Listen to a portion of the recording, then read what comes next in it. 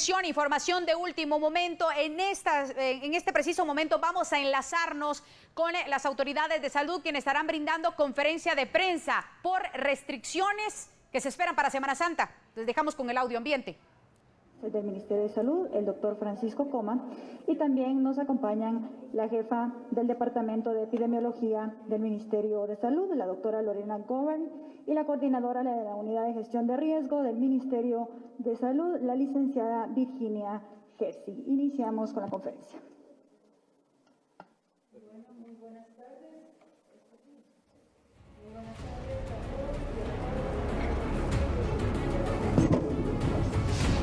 todos. Señores y señoras de la prensa, es un gusto estar con ustedes la tarde de hoy. Hemos desarrollado esta conferencia de prensa para ustedes a sabiendas que hay muchos temas que ustedes están ansiosos de conocer, y quiero que empecemos con el tema del porcentaje ocupacional de camas y lo que está sucediendo en torno a la epidemia COVID. Ustedes bien saben y monitorean diariamente en cuanto al número de casos.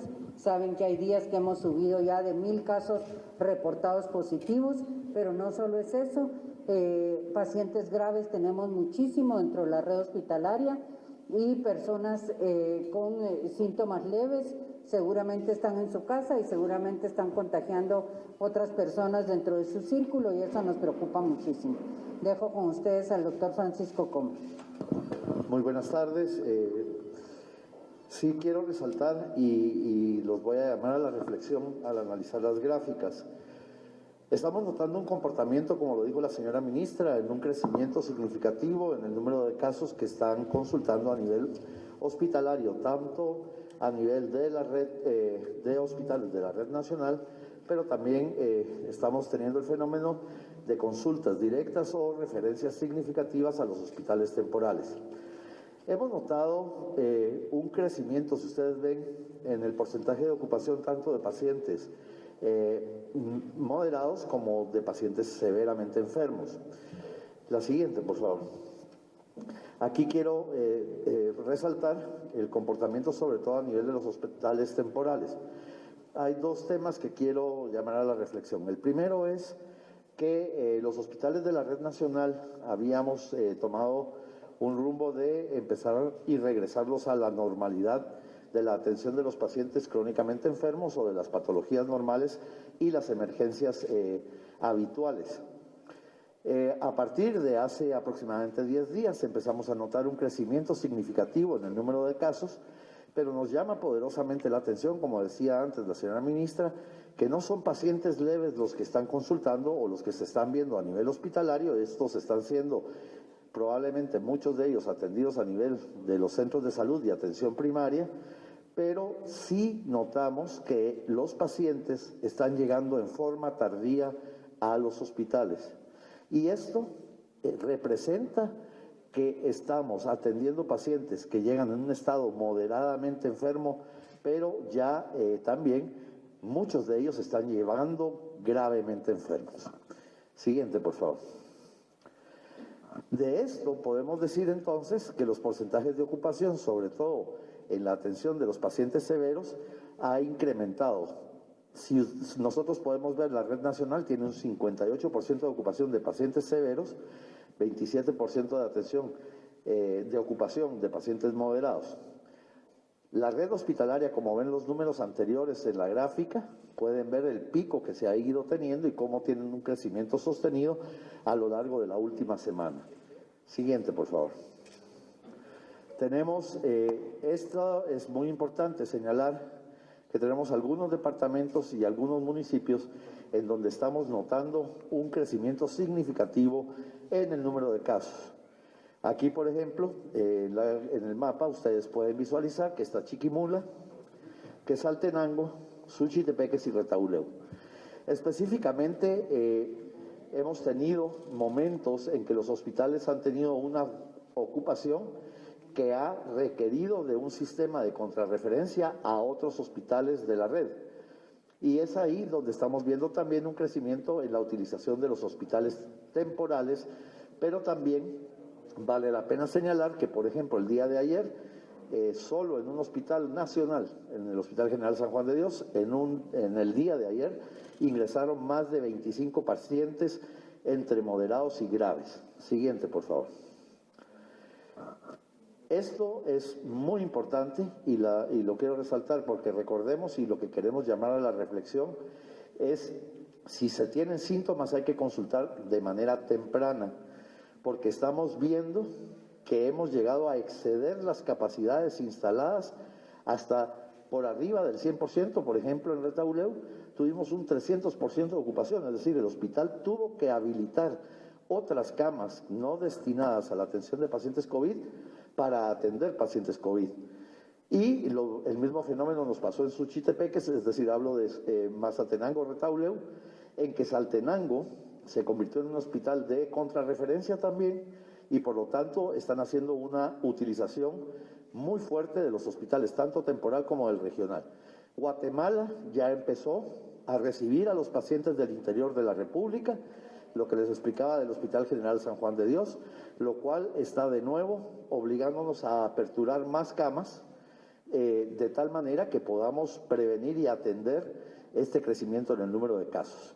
Petén también tiene una tendencia significativa, aunque tiene un 55% de ocupación, pero es una ocupación que no era usual, siempre se había mantenido por debajo del 50%. Siguiente, por favor. Gracias. Bueno, vamos a pedirle a la doctora Gómez que nos explique estos gráficos. Buenas tardes. Desde el desarrollo de la epidemia, se recuerdan, pues acabamos ya de tener el primer año de la identificación del primer caso, hemos identificado 3 aumentos importantes, dos marcados. El primero fue en julio, que es lo que le denominamos usualmente olas. Este primer aumento fue en el mes de julio. Luego tuvimos ahorita a principios del mes de enero nuestro segundo aumento importante, que sería la segunda ola. Y ahorita desde finales del mes de febrero hasta ahorita estamos ya con el registro de un tercer incremento. Afortunadamente proyectamos que no sea tan marcado como los 2 anteriores, sin embargo sí es un incremento importante que puede tener 3 destinos al final del mes de marzo, abril y principios de mayo. Podemos tener el aumento de casos que puede llegar a ser hasta de 60 por 100,000 habitantes.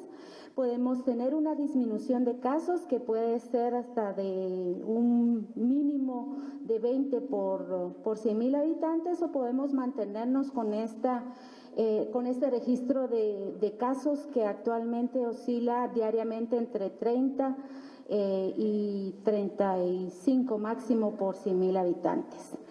Con esto, estas proyecciones que son cortesía de las métricas de salud de Estados Unidos, estamos exhortando a la población, porque dependiendo del comportamiento que vayamos a tener durante estos días de descanso que vienen a partir de mañana, es importante recalcar las actividades que deben de ser restringidas tanto a nivel individual como a nivel grupal.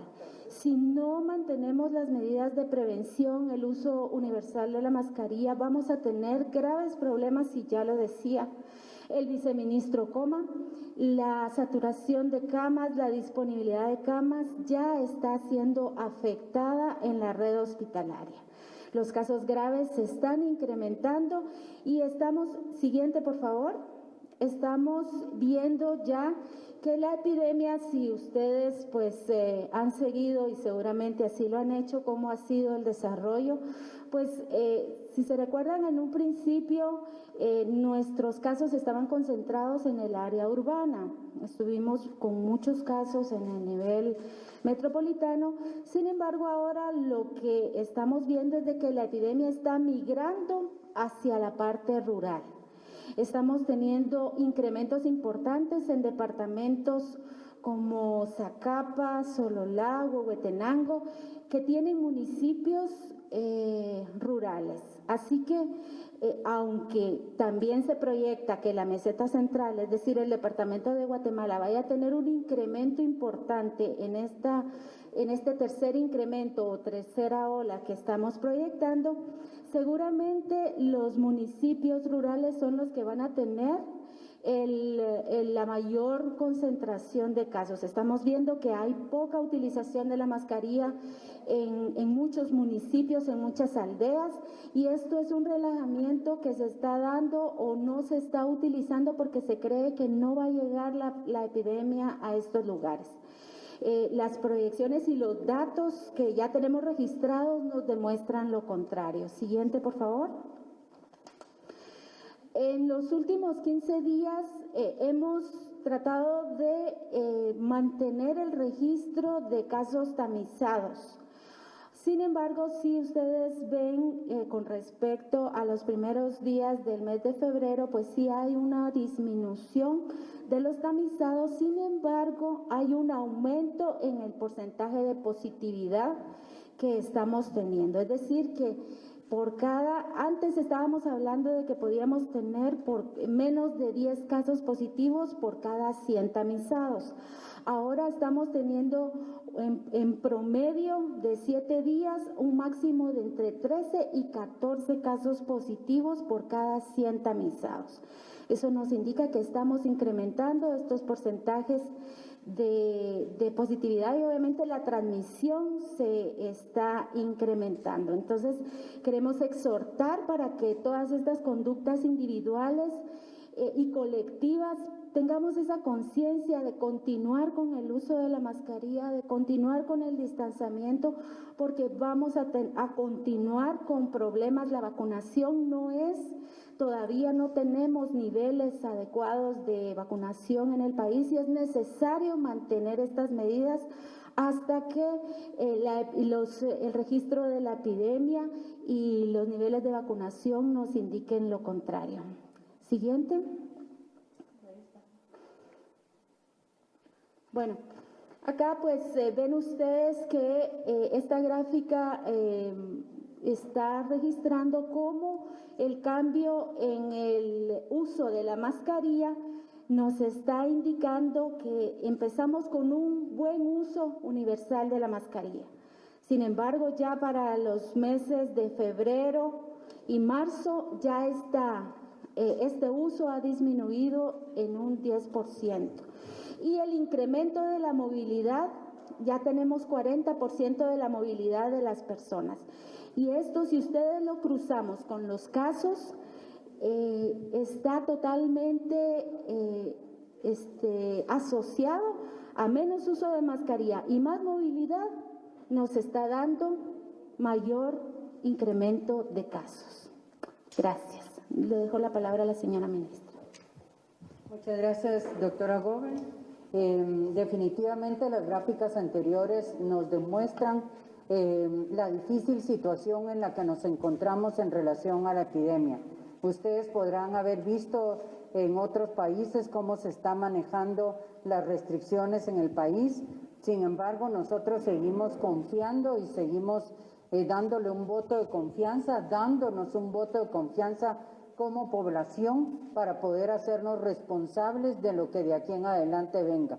Y aquí nos estamos refiriendo a no descuidar las medidas preventivas, como lo mencionó la doctora Gómez, a insistir en el uso de la mascarilla.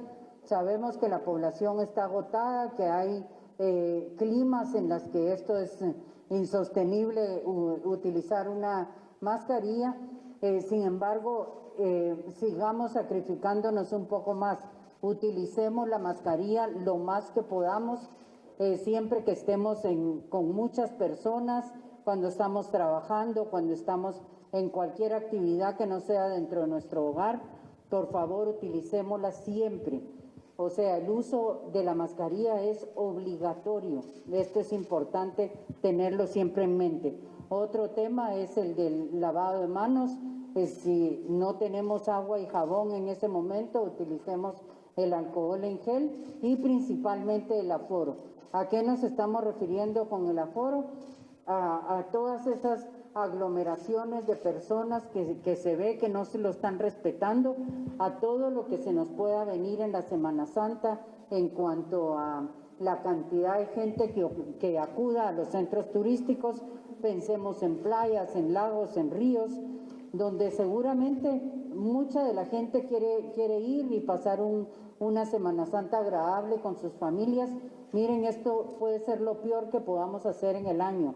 Puede ser que por querer disfrutar en un día con una gran cantidad de gente vayamos a llevar enfermedad y seguramente muerte a personas que queremos o que están cercanas a nosotros. Como el doctor Coma lo mencionó, tenemos muchos pacientes graves dentro de nuestros hospitales. La capacidad está sobrepasando en muchos de ellos y eso es crítico, porque muchos de los pacientes que están gravemente enfermos no salen y eso de verdad es lo más crítico. El tema de la vacunación es importante, estamos haciendo grandes esfuerzos a pesar de los comunicados, de las redes sociales, y no tenemos tiempo para responder irresponsablemente cada uno de estos, pero estamos haciendo esfuerzos importantes para lograr vacuna a toda la población. En relación a esta, quiero que observen la siguiente. No, esa la va a explicar la doctora al final, la doctora Ramírez, a esta. En este ustedes pueden observar el porcentaje de cobertura de la primera dosis COVID-19 por fases y población.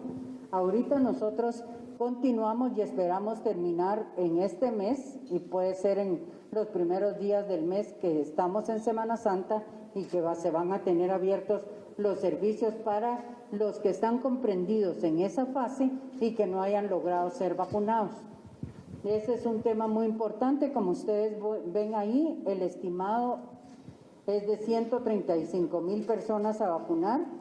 El dato que tenemos ahí no es el del día de hoy, tenemos reportados 83,076, o sea, 83,076 personas. Y esto no quiere decir que esto sea el total de las personas que han sido vacunadas.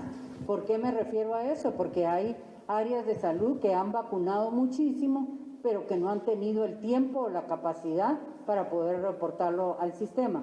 Nosotros esperamos que el día lunes tengamos ya un dato más exacto de cuánto es las personas que no se han reportado. Puede subir 20,000 de las que no han sido colocadas en el tablero, y eso es importante que lo sepamos.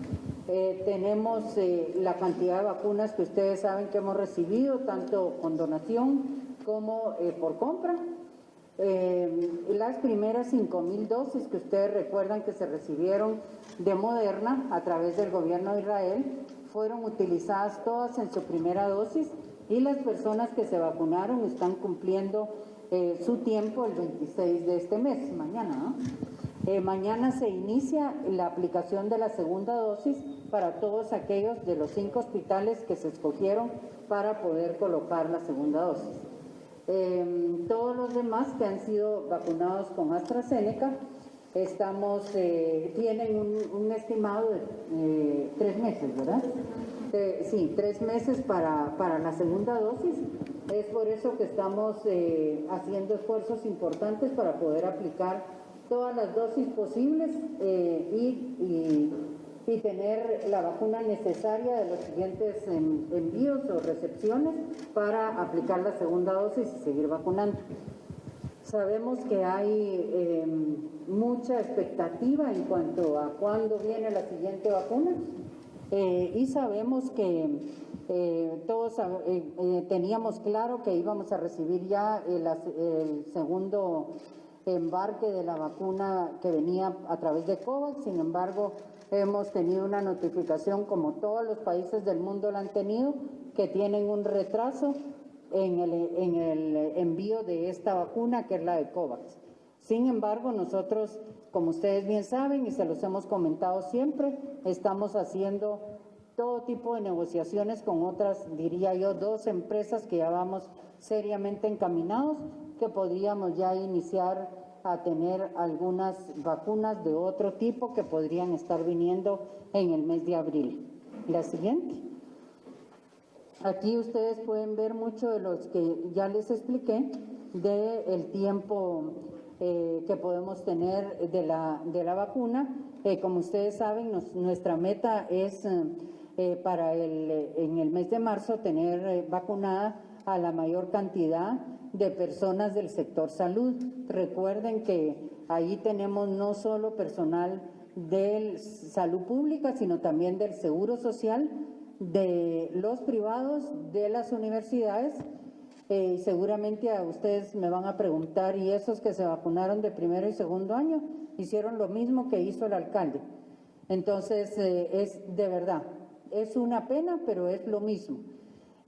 Así que estamos haciendo todas las investigaciones relacionadas al caso. No es justo que las personas que no están en primera línea o cercana de los pacientes estén cometiendo estos actos en el cual dejan sin la oportunidad de una vacuna a este personal que de verdad ha estado cerca. Aquí también en esta primera tenemos personal de apoyo, bomberos, rescatistas, y muchas personas que han estado cerca de los pacientes cuando los envían o los entregan a los hospitales. Por ejemplo, las funerarias, los cementerios, trabajadores de estos lugares están incluidos, y también ya se empezó a vacunar a personal de los asilos, tanto a las personas que cuidan como a las personas que habitan dentro de los mismos, ¿verdad? Así que ustedes pueden ver ahí que la segunda fase, que esperamos iniciar en el mes de abril, lo representan dos fases. La primera fase, personas mayores de 70 años. Este no es un grupo muy grande en Guatemala, pero sí es significativo. Tenemos una cantidad de personas estimadas para las cuales vamos a dar inicio en cuanto la cantidad de vacunas sepamos que está disponible para ellos. Y seguidamente, y si las vacunas tenemos suficiente cantidad de vacuna, paralelamente vamos a ir vacunando esos dos subfases, o sea, la A y la B. La 2B incluye las personas mayores de 50 años, o sea, estaríamos vacunando un grupo grande de personas de 50 a más, ¿verdad? Todas las personas relativamente mayores y algunas de las que puedan presentar comorbilidades, y aquí hay algunas que son bien identificables, ¿verdad? Que se controlan en instituciones como UNICAR, UNAER, que ven pacientes renales o cardíacos, otra, el INCAN, por ejemplo, y otros organismos o instituciones que ven pacientes crónicos y que están bien clasificados. Ahí pueden ver ustedes la fase 3, en la que se denomina trabajadores esenciales, pero son personas mayores de 50 años, por decir, pero que están clasificados entre algún tipo de trabajador, como ahí entran los maestros, la Policía Nacional y otras instituciones que no corresponden a las que ya mencionamos anteriormente. Y finalmente estamos vacunando en la fase 4 a todas aquellas personas mayores de 18 años, o sea, entre 18 y 50.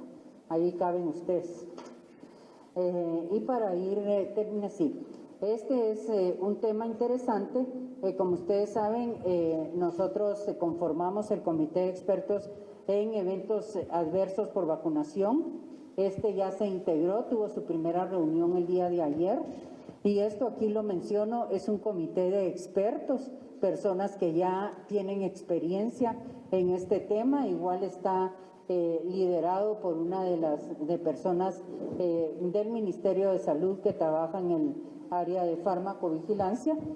Y como ustedes pueden ver, hay una persona experta en investigación y bioética, una alergóloga, infectólogos con experiencia en vacunas, experiencia en farmacovigilancia del Ministerio de Salud. La siguiente.